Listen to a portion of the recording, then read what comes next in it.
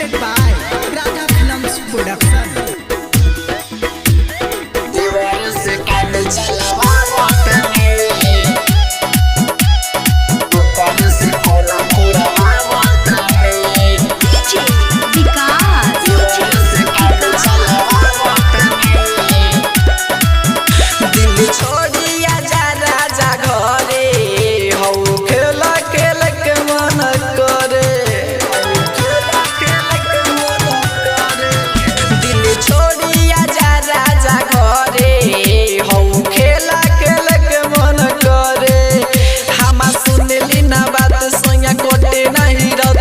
सुन लेना बात सोया कटे नहीं रात दिन कसहूं बितावतनी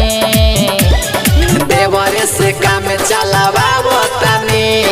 ओकरे से कोला कुड़ावावतनी देवरे से काम चलावावतनी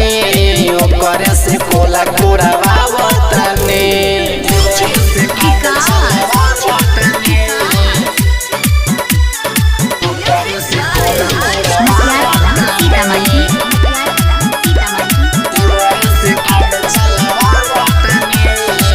रोपेला साग पाता रोपेला धनिया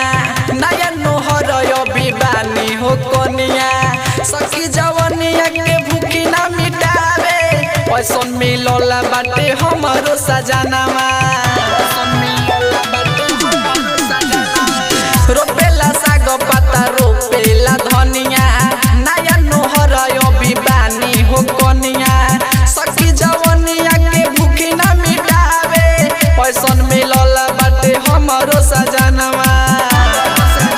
जब धरी हम हाथ सखी माने नहीं बात जब धरी हम हाथ सखी माने नहीं बात जिंदगी कैसे बितावतनी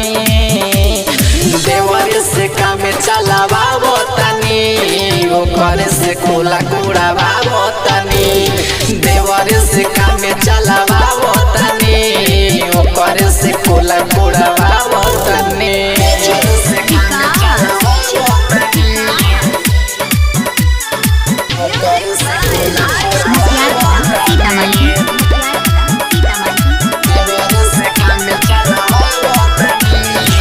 बिपिन बिहारी तो चल गईले खेते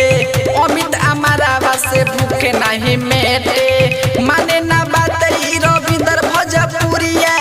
इहो चलावे दिलवा पछुरिया